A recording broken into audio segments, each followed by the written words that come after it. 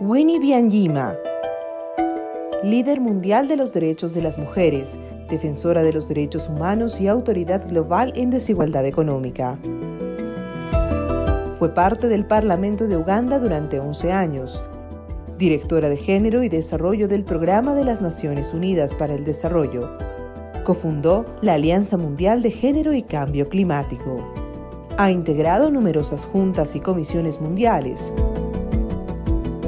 Actualmente es directora ejecutiva de Oxfam Internacional.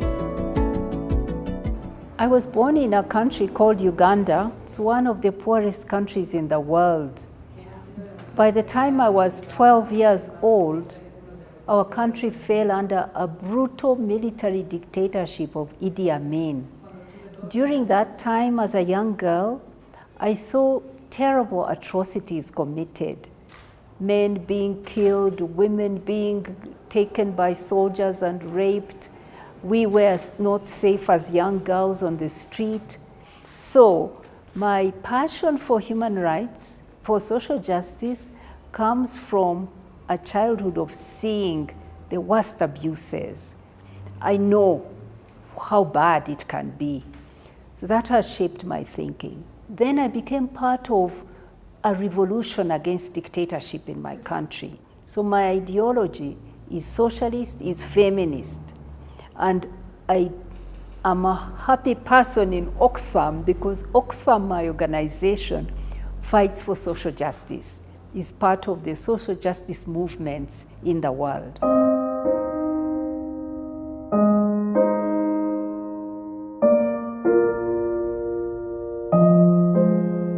But over the years, first after the Second World War, a lot of the work we did in countries such as Bolivia, I think we came here in the 70s, was to help to build services for people.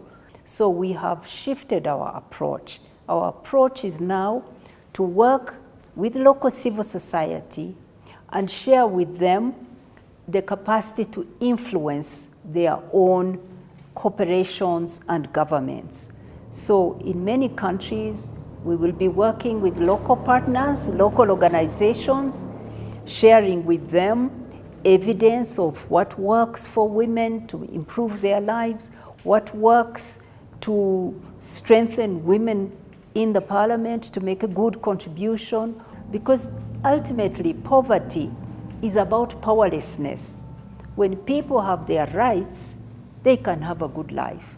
They can find solutions for their lives. So our approach is that of fighting poverty through empowering local actors, groups of women, groups of youth, cooperatives, different groups. We try to support them to claim rights, to make their lives better.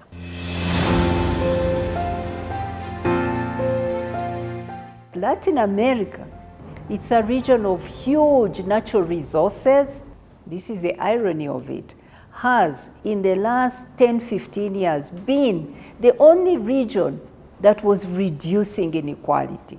It's the most unequal, but it also has done the most amazing work to reduce inequality. Across this region, except for maybe 2 countries, Mexico, maybe, and Argentina, all the others were reducing inequality. And how were they doing it? There was a commodity boom. There was a lot of money coming in for natural resources. They were able to use that money to give education to all children, free, to put health care for all people.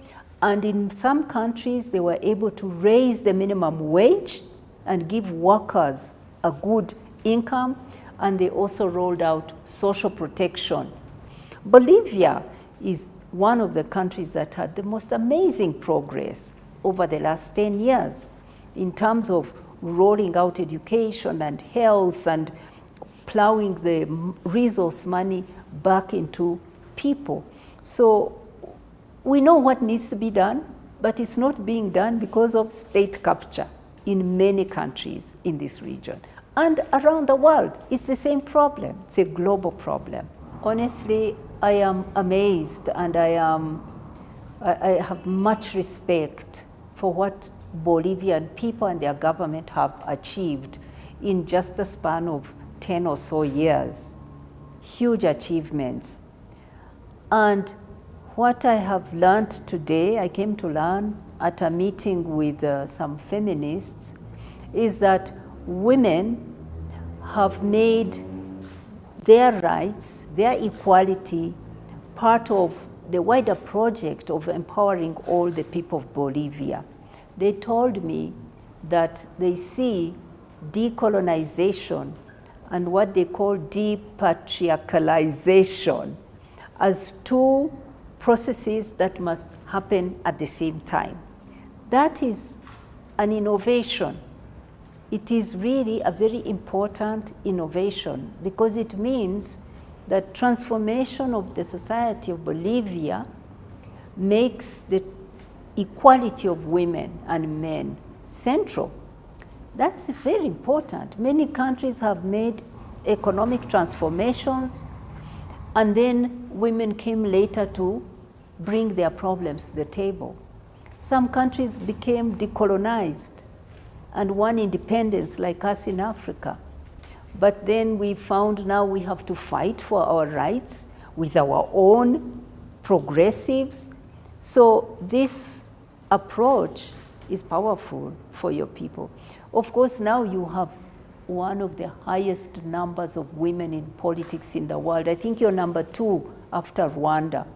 So I'm so excited about the progress in your country, and I wish the women in politics well, and I would advise them to make strong alliances with women in civil society. Their power will come from standing on the shoulders of the women out there in the communities, women who are leading indigenous communities, women who are leading youth groups. These are the ones who make them legitimate and powerful.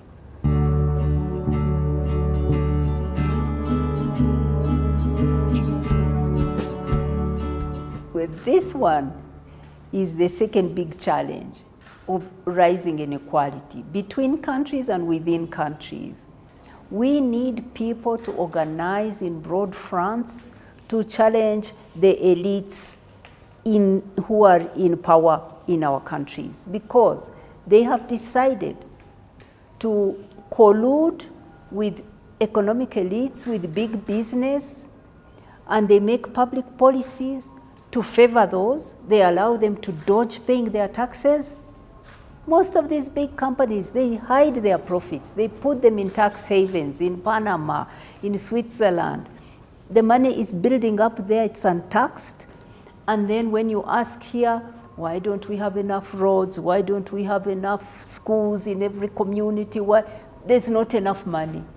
But the money is there. It's just that the politicians are allowing them to go away with the money without paying for where they make the money. So we need to get our government to take back our power from the political elites.